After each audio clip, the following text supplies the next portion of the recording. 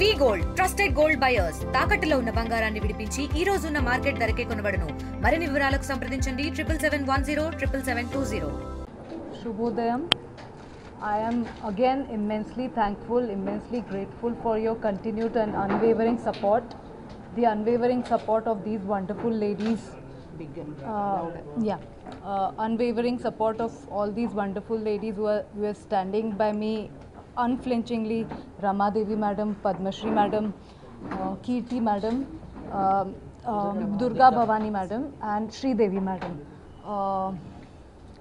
Immensely grateful for the to the current government for having started this process of justice. Honorable Chief Minister Chandrababu Naidu sir, our wonderful Home Minister Madam Anita Vangalpudi Madam, other honorable ministers for initiating this process.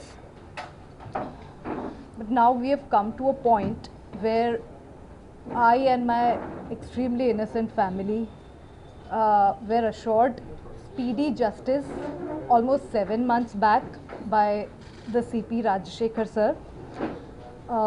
The case was transferred to CID and the CID chief Dr. Ravi Shankar Iyengar sir also assured us multiple times that it has been documented and all the evidence is on record to shut the case as false.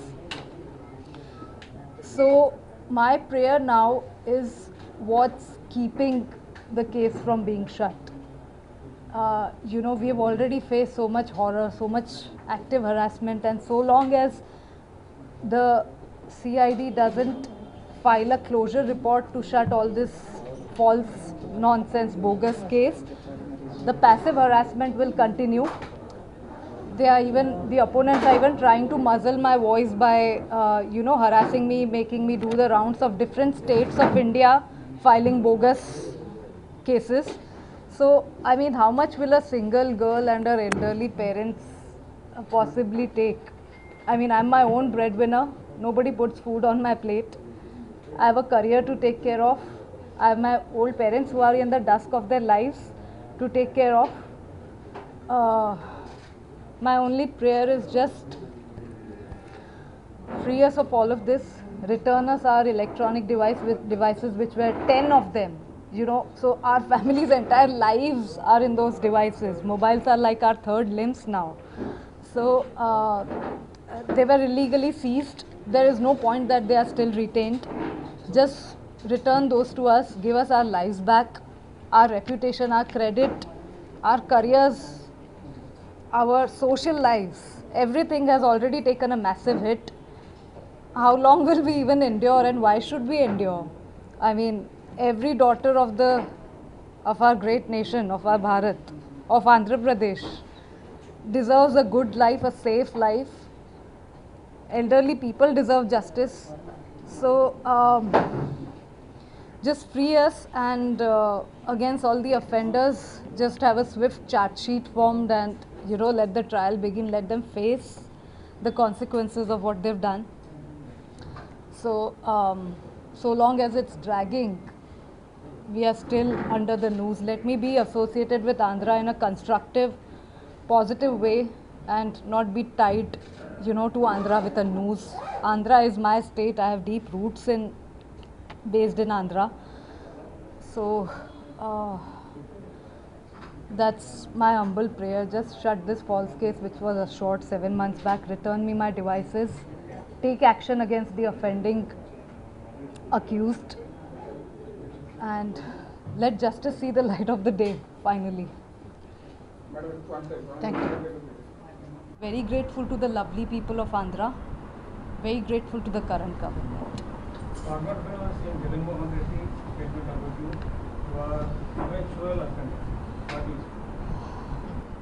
I have no comments on any derogatory things anybody speaks about me. I don't want to say anything. Let's just maintain the dignity and sanctity of this place, and this is not a place, this should not be a place for mudslinging, and let's just not get into that dirty area. Thank you for supporting us. I want to want to pray to Honorable Mr. CM Sri Chandrababu Naidu that please get us free from this horror. At this age we cannot digest all this horror at the dusk of our life. We have been suffering since last 1 year because of some goons' ulterior motives. Being a very innocent family, we have never been through such a situation.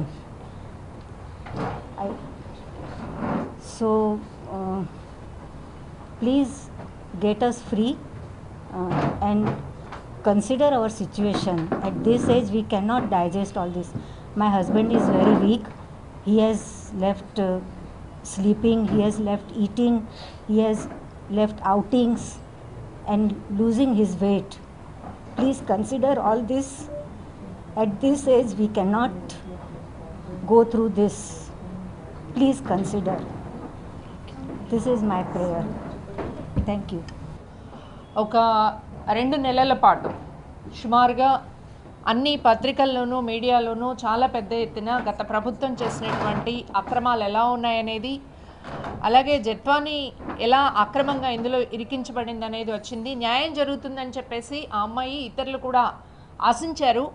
అప్పుడు కూడా సత్వర న్యాయం లభించినప్పుడు మీ ముందుకు వచ్చి, అలాగే commissioner దగ్గరికి కూడా వెళ్ళిన తర్వాత కుక్కల విద్యాసాగర్ అనేటటువంటి అతన్ని తప్పుడు కేసు పెట్టినందుకు అరెస్ట్ చేశారు. మేము ఈరోజు అడుగుతున్నది ఏంటంటే, దాన్ని న్యాయబద్ధంగా పరిష్కరించేదానికి పోలీస్ వాళ్ళు కూడా ఇన్వాల్వ్ అయి ఉన్నారు కనుక ఎలాంటి రకమైనటువంటి ప్రలోభాలకి, అధికార ప్రయత్నాలకి లోబడకుండా నిష్పాక్షికంగా జరగడానికి సిఐడికి బదలాయిస్తున్నామన్నారు.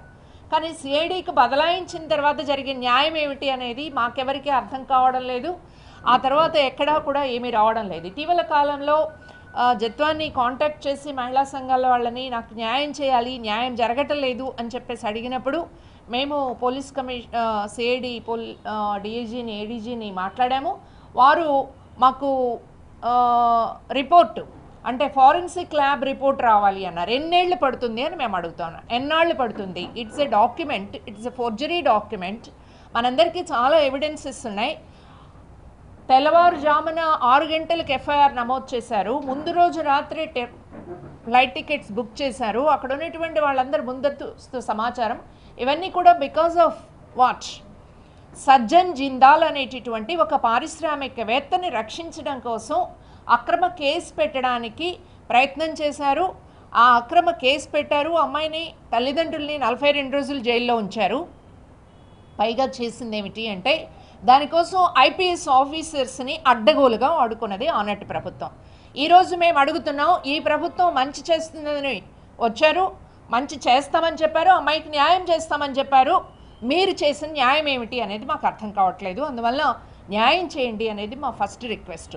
ఈరోజు మీరు కూడా సజ్జన్ జిందాల్కి లొంగిపోయారా? సెకీ ఒప్పందంలో అదానికి లొంగిపోయినట్లు లొంగిపోయారా అని డౌట్ వస్తూ ఉంది. ఎందుకు అని చెప్పేసి అంటే, ఏ సజ్జన్ జిందాల్ అయితే అమ్మాయి కోర్టుకు రాకుండా ఇక్కడ కేసు పెట్టించాడో, ఇక్కడ కడపలో ఉక్కు ఫ్యాక్టరీ అని చెప్పేసి మోసం చేశాడో, ఆ సజ్జన్ జిందాల్ కేసు మీద అమ్మాయి అప్పీల్కి వెళ్ళడానికి కానీ ఇంకోటి కానీ అవకాశం లేకుండా చేయాలంటే ఇక్కడ కేసు పెండింగ్లో ఉండాలా. కాబట్టి సజ్జన్ జిందాల్ ఈరోజు ఉన్నటువంటి ప్రభుత్వాన్ని కూడా ఇన్ఫ్లుయెన్స్ చేస్తున్నాడా? లేకపోతే ఆఫ్టర్ ఆల్ ఒక చిన్న document either it is forgery or not అనేది, అక్రమ కేసా సక్రమ కేసా అనేది మీరు తేల్చడానికి, రిపోర్ట్ ఇవ్వడానికి ఎన్ని ఏళ్ళు కావాలి, ఎన్ని నెలలు కావాలి? మీ సామర్థ్యం ఎంత బలహీనమా, ఎంత చేత కాకుండా ఉందా, లేకపోతే ఒత్తిళ్ళకి గురవుతున్నారా? ఇది మీరు పబ్లిక్గా చెప్పాల్సిన అవసరం ఉంది. ఆంధ్ర రాష్ట్ర ప్రజలకు చెప్పాల్సిన అవసరం ఉంది. ఏదో ఒకటి మట్టి దులిపేయడం ద్వారా ఒక ఆడపిల్లని, అలాగే వాళ్ళ తల్లిదండ్రుల్ని, ఆ అమ్మాయిని మాత్రమే కాదు మేము డిమాండ్ చేస్తున్నాం, ఆడపిల్లలకు సంబంధించిన కేసుల్ని సత్వరం పరిష్కారం చేసేదానికి చర్యలు తీసుకోవాలని. Thank you. దాదాపు 1 year నుండి జరుగుతున్న విషయం మీ అందరికీ తెలిసిందే. మళ్ళీ దీని గురించి ప్రత్యేకంగా చెప్పక్కర్లేదు. రాష్ట్ర వ్యాప్తంగా అప్పట్లో సంచలనం రేకెత్తించిన విషయంగా ఇది. గత ప్రభుత్వం ఏదైతే జత్వాని మీద అక్రమ కేసులు పెట్టిందో అవన్నీ ప్రజానికి మొత్తం చూశారు. చివరికి మహిళా కమిషన్ కూడా అమ్మాయికి సపోర్ట్ చేయకుండా ప్రభుత్వ అధికార యంత్రాంగాన్ని దృష్టిలో పెట్టుకొని అక్కడ అనుమానులు అయితే ఎవరైతే ఉన్నారో ఆ పార్టీ నాయకత్వానికి మొగ్గు చూపుతూ తనకే సపోర్ట్ చేయడం మనం ప్రత్యక్షంగా మహిళా కమిషనర్ కూడా చూసాం. ఏదైనా ఈ కేసులో ప్రత్యక్షంగా మనకు కనిపిస్తూ ఉంది. ఎఫ్ఐఆర్ తప్పు, ముందు నుండే ప్రయత్నాలు చేసుకొని మరుసటి రోజు ఎఫ్ఐఆర్ పెట్టిన విషయం క్లియర్గా తెలుస్తుంది. రెండోది ఫోర్జరీ, ఇది తప్పుడు కేసు అని తెలుస్తుంది. ఇవాళ ప్రభుత్వం డైరెక్ట్గా, ఇందాక రమా గారు చెప్పినట్టు, ఈ ప్రభుత్వం డైరెక్ట్గా ఇన్వాల్వ్ అయ్యి ఎలక్షన్ తర్వాత అధికారంలోకి వచ్చిన తర్వాత అవన్నీ బయట తీసిన తర్వాత, విషయం అంతా బయటకు వచ్చిన తర్వాత మేము సత్వర న్యాయం చేస్తామని సీఎం గారి దగ్గర నుండి మంగళపూడి గారి వరకు అందరూ కూడా చెప్పడం చాలా ఆనందంగానే అందరూ ఫీల్ అయ్యారు. ఈ అమ్మాయికి న్యాయం జరుగుతుంది అనుకున్నారు. ఎవరైతే పోలీస్ ఆఫీసర్స్ ఉన్నారో వాళ్ళందరినీ సస్పెన్షన్ పెట్టారు. నిన్న 4 రోజుల క్రితం కూడా మళ్ళీ వాళ్ళ సస్పెన్షన్ ఇంకో 6 నెలల పాటు ఎక్స్టెండ్ చేస్తామని చెప్పారు. పోలీసులు సస్పెన్షన్ ఎక్స్టెండ్ చేయడంలోనే కేసుకి న్యాయం జరుగుతుందని మేము అడుగుతున్నాం. ఇవాళ ఎందుకు దాన్ని సత్వర న్యాయం చేయడం కోసం కోర్టును ఆశ్రయించే సందర్భంలో స్పీడీ ట్రయల్స్ అనేవి ఎందుకు చేయట్లేదు? అవతల కుక్కల విద్యాసాగర్ అనే అతను ఫ్రాడ్ అని తెలిసినప్పుడు అతని మీద కేవలం అరెస్ట్ చేసేసి బెయిల్ మీద తను బయటకు వచ్చి యథావిధిగా తిరుగుతున్నప్పుడు ఆ అమ్మాయికి బెయిల్ నుండి బయటకు వచ్చిన తర్వాత తను ఎంత ఇబ్బంది పెడతాడో, ఒక క్రిమినల్ తన మీద నేరారోపణ జరిగినప్పుడు, నేరస్తులను తను అరెస్ట్ చేసినప్పుడు తను యువతల వ్యక్తి మీద ఎంత కక్ష పెట్టుకుంటాడో తెలుసు. ఇందులో పెద్ద పెద్ద ఆస్తాలు ఉన్నాయని ప్రత్యక్షంగా తెలుస్తుంది. అందులో జిందాల్ అనే వ్యక్తి ద్వారానే ఈ రాష్ట్ర ప్రభుత్వం, రాష్ట్రంలో ఉన్న ముఖ్య అన్యాయులే ఇదంతా నడిపించారనే విషయం కూడా స్పష్టంగా కనిపిస్తున్న నేపథ్యంలో ఇవాళ ఈ ప్రభుత్వంలో ఉన్న యంత్రాంగం కానీ లేకపోతే సంబంధించిన అధికారులు కానీ ఈ కేసు విషయంలో ఎందుకు డిలే చేస్తున్నారనేదంటే ఇక్కడ కూడా అనుమానాలు రేకెత్తించే పరిస్థితి కనిపిస్తూ ఉంది. ఈ అనుమానాలకు తావేయకుండా ఉండాలంటే మాకు తెలిసినంతవరకు ఇప్పుడున్న గవర్నమెంట్ ఏం చెప్తా ఉందంటే, ఏదైనా సరే న్యాయాలు మా దృష్టికి వస్తే అన్యాయం అయితే అన్యాయం ఖండిస్తాము, న్యాయం అయితే న్యాయంగా వాళ్ళకి న్యాయం జరిగేట్టు చూస్తామని చెప్పేసి ప్రత్యక్షంగా చెప్తున్న నేపథ్యంలో ఇప్పుడు ఈ అమ్మాయి జరిగింది అన్యాయం అని మీ అందరికీ తెలుసు, సాక్ష్యాధారాలతో సహా ఉన్నాయి. ఆ సాక్ష్యాధారాలను దృష్టిలో పెట్టుకుని న్యాయం అందించే దిశలో ప్రభుత్వం తక్షణ చర్యలు తీసుకోవాలని చెప్పేసి మహిళా సంఘాలు మేము కోరుతా ఉన్నాం. ఇవాళ రాష్ట్రంలో మహిళల పరిస్థితి ఎంత అధ్వానంగా ఉందో కనిపిస్తూనే ఉంది. మహిళలకు న్యాయం చేసే పరిస్థితిలో ఇలాగ డైరెక్ట్గా కేసుల విషయంలో బయటపడినప్పుడు ఈ కేసులు వీళ్ళు అన్యాయమైన కేసులు, అక్రమ కేసులు అని తెలిసినప్పుడు వీటి మీద న్యాయం చేయకపోతే ఇక నిజంగానే తప్పుడు కేసుల విషయంలో ఈ ప్రభుత్వం ఎంత నిర్లక్ష్యంగా వ్యవహరిస్తుందో దీన్ని బట్టి అర్థమవుతుంది. ఇలా నిర్లక్ష్య ధోరణి మానుకోవాలని చెప్పేసి మహిళా సంఘాలకు మేము కోరుతా ఉన్నాం. సత్వరం న్యాయం చేయాలి తనకి. ఏదైతే ఈ సస్పెన్షన్స్ ఐపీఎస్ అధికారుల సస్పెన్షన్ అనేది కాకుండా కేసు విచారణకు సత్వర చర్యలు తీసుకోవాలని చెప్పేసి కోరుతా ఉన్నాం. Delayed is justice denied. It's applicable for all the, not only for the courts, police అధికారులకు కానీ ప్రభుత్వ పెద్దలకు కానీ ప్రభుత్వంలో ఉన్నటువంటి మరి పార్టీ పెద్దలకు కానీ అందరికీ వర్తిస్తుంది అనేది ఈ సందర్భం ద్వారా గుర్తు చేస్తూ ఉన్నాం. జత్వాని అనే మహిళని ఈ ప్రభుత్వం అధికారంలోకి వచ్చిన వెంటనే హుటాహుటిన అన్ని సౌకర్యాలు కల్పించి ఆంధ్రప్రదేశ్కు తీసుకురావటం జరిగింది. గత ప్రభుత్వంలో ఆమె మహారాష్ట్రకి చెందిన మహిళ అయినా సరే గత ప్రభుత్వంలో ఆమెకు అన్యాయం జరిగింది, అక్రమంగా తప్పుడు కేసులు పెట్టారు, అరెస్టులు చేశారు, కుటుంబాన్ని మొత్తం వేధించారు అని చెప్పి ఈ ప్రభుత్వం బాధ్యత తీసుకుని చాలా సంతోషం, మీరు చాలా అన్ని రకాలుగా కూడా సదుపాయాలు ఏర్పాటు చేశారు, ఫ్లైట్లలో తీసుకొచ్చారు, స్వాగతాలు పలికారు, పోలీస్ అధికారులు ప్రొటెక్షన్ ఏర్పాటు చేశారు, మరి ముఖ్యమంత్రి చంద్రబాబు నాయుడు గారు స్వయంగా స్పందించారు, హోంమంత్రి అనిత గారు అందరూ కూడా ఆమెకు భరోసా ఇచ్చారు. మేము కూడా సెప్టెంబర్ నెలలో ఉమెన్ ఆర్గనైజేషన్ అందరం కూడా ఆమె వచ్చి 15 రోజులైనా సరే ఇప్పటివరకు ఎటువంటి యాక్షన్ తీసుకోలేదు అని చెప్పి సిపి రాజశేఖర్ బాబు గారిని కలవటం జరిగింది. ఆయన 48 అవర్స్ నాకు టైం ఇవ్వండి, వరద బాధితులతో ముఖ్యమంత్రి గారి దగ్గర బిజీగా ఉన్నాము అని కోరిన మీదప 45 గంటల్లో A1గా కుక్కల విద్యాసాగర్ను పెట్టి ఎఫ్ఐఆర్ నమోదు చేయడం జరిగింది. తర్వాత ఇమీడియట్ యాక్షన్ ఏంటంటే కొంతమంది పోలీస్ అధికారుల్ని సస్పెండ్ చేయడం జరిగింది. It's good, we appreciate that. కానీ ఆ తర్వాత ఎన్ని నెలలు గడిచినాయి, సెప్టెంబర్ నుంచి ఇప్పటివరకు ఆమె బాంబే నుంచి సొంత ఖర్చులు పెట్టుకొని వృద్ధులైనటువంటి తల్లిదండ్రులను తీసుకుని అనేక దఫాలుగా ఇక్కడికి వచ్చి సిఐడికి ట్రాన్స్ఫర్ చేశారన్న తర్వాత సిఐడికి చెందినటువంటి పెద్దల్ని మహిళా ఉమెన్ ఆర్గనైజేషన్స్ రమాదేవి గారు మా ద్వారా ఎన్నిసార్లు రిక్వెస్ట్ చేసినా కూడా ఆమె పైన ఉన్నది పెట్టింది తప్పుడు కేసు అని చెప్పి రుజువైంది అని చెప్పి మీరే స్వయంగా ప్రకటించారు. ఇప్పటి వరకు కూడా ఆ తప్పుడు కేసుల్ని ఎత్తివేయలేదు. ఛార్జ్షీట్ ఫైల్ చేయలేదు, కోర్టుకు వెళ్ళలేదంటే ఇది ప్రభుత్వ ఉన్నతాధికారుల దాంట్లోనే ఉంది, అంటే పోలీసు అధికారుల డీజీపీ గారి స్థాయిలోనే ఉంది కాబట్టి దాన్ని ఇమీడియట్గా తీసేయవలసినటువంటి బాధ్యత పోలీసు ఉన్నతాధికారులది, భరోసా ఇచ్చినటువంటి ప్రభుత్వ పెద్దలది. మరి అటువంటి పరిస్థితుల్లో ఆమెకు మరొక హామీ ఇవ్వడం జరిగింది. ఆమెకు చెందినటువంటి ఎలక్ట్రానిక్ డివైసెస్ అన్నిటినీ కూడా ఇమీడియట్గా ఆమెకి అందజేస్తాము అని చెప్పి స్వీపీ గారే స్వయంగా మా ముందు భరోసా ఇవ్వడం జరిగింది. మరి ఇవన్నీ కూడా ఎక్కడా కూడా అమలు కాలేదు అనేది ఆవిడ బాధపడుతూ ఉన్నారు, మా దృష్టికి కూడా తీసుకురావడం జరిగింది. మరి ఈ రోజున అధికారంలోకి వచ్చినటువంటి కూటమి ప్రభుత్వం ముఖ్యంగా మహిళలపైన జరిగినటువంటి అత్యాచారాలను, వేధింపుల్ని అడ్డం పెట్టుకుని మీరు అధికారంలోకి వచ్చారు. అటువంటిది ఈ రోజున ఒక్క మహిళకు కూడా మీరే బాధ్యత తీసుకుని స్వయంగా రాష్ట్రానికి తీసుకువచ్చినటువంటి జత్వానీ గారి లాంటి మహిళకు కూడా మీరు ఈ రోజున న్యాయం చేయలేనటువంటి చేతగాని పరిస్థితిలో ఉన్నారు. ఇంకా మీరు గత ప్రభుత్వాలపైన విమర్శలు చేసి అన్యాయం జరిగిపోయిందని చెప్పి గగ్గోలు పెట్టి ఊరు వాడ తిరిగి ప్రచారం చేసుకుని మరి మహిళల ఓటు బ్యాంకుతో ఈ రోజున అధికారంలోకి వచ్చిన తర్వాత ఎవరికి న్యాయం చేయగలిగే పరిస్థితిలో ఉన్నారో ఇది ప్రభుత్వ పెద్దలే చెప్పాలి అని చెప్పి ఈ వేదిక ద్వారా డిమాండ్ చేయడంతో పాటు ఒక పారిశ్రామికవేత్త జిందాల్ ఆ రోజున కోట్ల రూపాయలు చేతులు మారాయి, కేంద్ర రాష్ట్ర ప్రభుత్వాలు అతనికి అండగా ఉన్నాయి అని చెప్పి ఇటువంటి తప్పుడు కేసులు పెట్టి ఒక మహిళని, ఆమె కుటుంబ సభ్యుల్ని వేధించారని చెప్పారు. మరి ఈ రోజున కూటమి ప్రభుత్వం బీజేపీతో అంటకాగుతూ ఉంది కాబట్టి అదే బీజేపీ పెద్దల ఒత్తిడి వల్లే ఈ రోజున ఈ తప్పుడు కేసులను ఎత్తివేయకుండా వీరు కాపాడుతూ ఉన్నారా అని చెప్పి ఈ ప్రభుత్వాన్ని ప్రశ్నిస్తూ ఉన్నాం.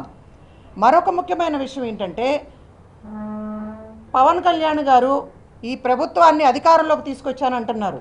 ఈ రోజున ఆయన కష్టం వల్లే ఈ రోజున అధికారంలోకి రావటం అని చెప్పి 2-3 రోజుల కిందట కూడా స్వయంగా ప్రకటించడం జరిగింది. అటువంటి పవన్ కళ్యాణ్ గారు ప్రతిపక్షంలో ఉన్నప్పుడు 30,000 మంది మహిళల్ని అక్రమ రవాణా జరిగిందని, అదేవిధంగా మహిళలపైన అనేక అఘాయిత్యాలు జరిగినాయి అని చెప్పి, దారుణాలు జరిగినాయి అని చెప్పి మాట్లాడినటువంటి వ్యక్తి ఈ రోజున ఆవిర్భావ సభ వేదిక ద్వారా ఏ ఒక్క మహిళకి న్యాయం చేశారో, ఏ మహిళలకు అండగా ఉన్నారో అనేది స్పష్టమైనటువంటి వైఖరి అనేది తెలియచేయలేదు.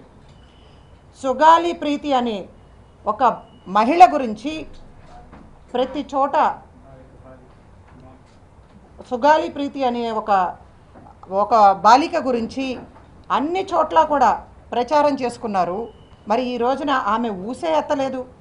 ఏమి సాధించారని చెప్పి వీళ్ళు ఆవిర్భావ సభలు మరి ప్రజల సొమ్ముని అడ్డం పెట్టుకుని అడ్డగోలుగా ఖర్చు చేస్తూ వీళ్ళు ఈ వేదికలు ఏర్పాటు చేసుకుంటున్నారో మాకైతే అర్థం కావట్లేదు.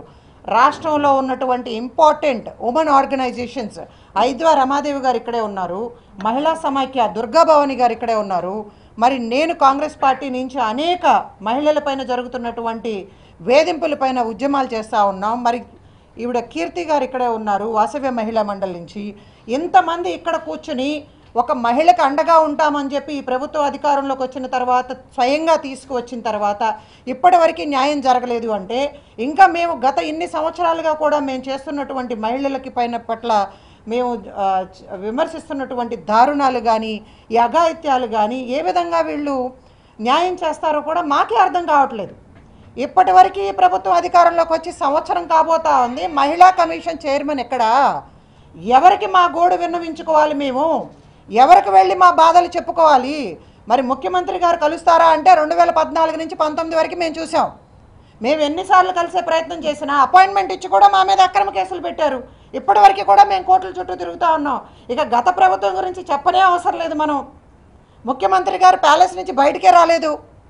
మరి ఇటువంటి పరిస్థితుల్లో మళ్ళీ మీరు అధికారంలోకి వచ్చి ఇప్పటి వరకు కూడా రాష్ట్ర అభివృద్ధి గురించి ఎట్లాగో మాట్లాడలేదు. మహిళలపైన జరిగినటువంటి దారుణాలకి ఎవరికి కూడా న్యాయం చేయలేదు. మీరన్నా పోనీ నిర్భయ లాంటి చట్టాలనన్నా ఇంప్లిమెంట్ చేసి మహిళలకు అండగా ఉంటారు అంటే ఎక్కడా దాని గురించి ప్రస్తావనే లేదు. మహిళా హోంమంత్రి గారు ఉన్నారు అంటే ఆమెను అపాయింట్ చేసిన తర్వాత ఒక వారం 10 రోజులు మాత్రం మీడియాలో హడావుడి చేశారు. ఆ తర్వాత ఎక్కడైనా మహిళల సమస్యల గురించి మాట్లాడటం విన్నారా? కొన్ని మీడియా వాళ్ళు మీరందరూ వెళ్తుంటారు కదా, ఎక్కడైనా కనిపిస్తూ ఉన్నారా? మాకైతే కనపట్టలేదు. అందుకనే మేము ఈ ప్రభుత్వాన్ని డిమాండ్ చేసేది ఏంటంటే, ఎక్కడో ఇతర రాష్ట్రాల్లో ఉన్నటువంటి మహిళలను తీసుకొచ్చి ఇక్కడ వాళ్ళని రోజుల తరబడి కూర్చోబెట్టి వాళ్ళు ఆర్థికంగా ఇబ్బందులు పడతా ఉన్నారు. పైగా మీరు ఈ కేసును డిలే చేయటం వల్ల ఆవిడే స్వయంగా చెప్పారు జత్వానీ గారు, ఆమె పైన అనేక రకాలుగా కూడా వేధింపులు గురి కాబడతా ఉన్నాయి. ఆమెకి పైన మళ్ళీ కోర్టుల్లో కేసులు వేస్తూ ఉన్నారు. ఆర్థికంగానే కాదు మానసికంగా కూడా ఒక మహిళ కుంగిపోయే పరిస్థితికి మళ్ళీ రాష్ట్ర ప్రభుత్వం తీసుకొస్తూ ఉందంటే ఇది మీది మంచి ప్రభుత్వమా కాదా అనేది మీరే తేల్చుకోవాలి అని చెప్పి ఈ ప్రభుత్వ పెద్దల్ని రిక్వెస్ట్ చేస్తూ చంద్రబాబు నాయుడు గారి మీద, లోకేష్ గారి మీద, పవన్ కళ్యాణ్ గారి మీద పెట్టిన కేసులు వారి గురించి అసభ్యకరంగా మాట్లాడిన వాళ్ళపైనే చర్యలు తీసుకోవటం కాదండి. మాలాంటి మహిళలు అనేక మంది అనేక సంవత్సరాలుగా మహిళా సమస్యలపైన పోరాటం చేస్తూ ఉంటే మీరు మా పైన కూడా తప్పుడు కేసులు పెట్టారు, మా పైన కూడా అసభ్యకరమైనటువంటి పోస్టులు పెట్టారు. వాటన్నిటిపైన కూడా చర్యలు తీసుకోవాలి అని చెప్పి ఈ వేదిక ద్వారా డిమాండ్ చేస్తూ ఉన్నాం. కేసు ఎలా జరిగింది ఏంటి అని చెప్పారు. మనం ఎలా చేస్తే బాగుంటుంది అనేది నేను చెప్పాలనుకుంటున్నాను. ఏ స్త్రీ అయినా సామాజికంగా కానీ కుటుంబపరంగా కానీ హింసించబడినప్పుడు వాళ్ళల్లో చాలా మానసిక ఆవేదనతో పాటు సమాజంలో ఉన్న మిగతా అందరూ కూడా వాళ్ళని ఇంకా డిమోరల్ చేస్తారు. కాబట్టి ప్రభుత్వాలు కొంతవరకు వాళ్ళని ఐపీఎస్ ఆఫీసర్స్ది ఎక్స్టెండ్ చేయడం జరిగింది సస్పెన్షన్ని. మొదట్లో చాలా అతి ఉత్సాహంగా జత్వానీ మీద పెట్టిన కేసుల్ని తీసుకొచ్చారు. కానీ మేము స్త్రీలుగా అడిగేది ఏంటంటే సత్వర న్యాయం. ఎప్పుడైతే సత్వర న్యాయం అనేది జరుగుతుందో ఆ స్త్రీకి ఏ ప్రభుత్వం అయినా ఒక భరోసా ఇచ్చినట్టు అవుతుంది. సో ముఖ్యమంత్రి గారిని, హోమ్ మినిస్టర్ గారిని మేము అడిగేది ఒక 3 పాయింట్లు అడుగుతున్నాము. ఒకటి, ఈ పర్టిక్యులర్ కేసులో సిఐడికి షిఫ్ట్ చేసిన తర్వాత పురోగతిలో ఎందుకు ఒక అలసత్వం వచ్చింది? ఫారెన్సిక్ ల్యాబ్స్లో రిపోర్టు అని చెప్పారు ఒకటి. గత ప్రభుత్వంలో దిశ యాప్ అని, దిశ బిల్లు అని తీసుకొచ్చినప్పుడు చాలా రకాలైన కేసులు నీరు కారిపోవడానికి, స్లో అవ్వడానికి కారణం ఫారెన్సిక్ రిపోర్ట్సు. మనకి ఆ రకమైన అవకాశాలు లేక, సదుపాయాలు లేక జరగట్లేదు. వాటన్నిటిని స్ట్రీమ్లైన్ చేసి వాటిని తీసుకొచ్చాము అన్నారు. ఓకే, ఇంప్రూవ్ అయ్యింది అని చెప్పారు. కాబట్టి అసలు ఒక ఫారెన్సిక్ రిపోర్ట్ రావడానికి ఎంత సమయం పడుతుంది?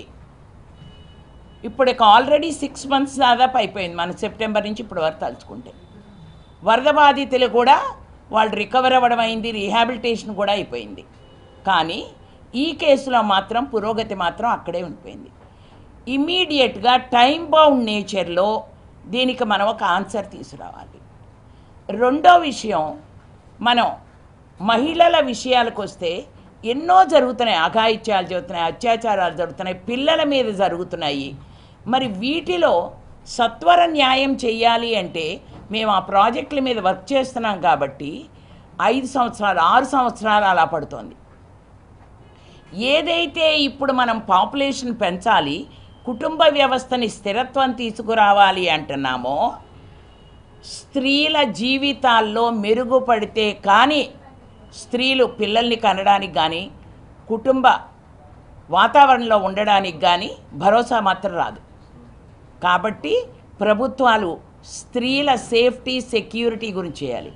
మూడోది, మా విన్నపం చీఫ్ మినిస్టర్ గారికి, మహిళా సంఘాలతోనూ స్వచ్ఛంద సేవా సంస్థల్లోనూ మీరు ఒక మీటింగ్ వేయండి. 2014లో మీరు వచ్చినప్పుడు ఒక మీటింగ్ వేశారు. మేము ఒక ప్రధానమైన భూమికగా కాంప్లిమెంటరీ అండ్ సప్లిమెంటరీ రోల్స్లో ప్రభుత్వం స్త్రీలకు చేసే భరోసాకి మేము కూడా తోడుగా ఉండి, మాకు మీరుగా మీకు మేముగా తోడుగా ఉండి మనం ఇంకా స్త్రీలకి భరోసా ఇవ్వగలుగుతాము. సో ఈ కార్యక్రమాలని మీరు ఎంత త్వరగా వీలైతే అంత త్వరగా దీన్ని అమలుపరచాలని, మీరు దీని గురించి ఒక స్టేట్మెంట్ ఇవ్వాలని చెప్పి మేమందరం కోరుకుంటున్నాం. మరిన్ని వీడియోస్ కోసం ఛానల్ ని సబ్స్క్రైబ్ చేయండి. లేటెస్ట్ అప్డేట్స్ కోసం వాట్సాప్ ఛానల్ ని ఫాలో అవ్వండి. ఆ లింక్ డిస్క్రిప్షన్ లో ఉంది.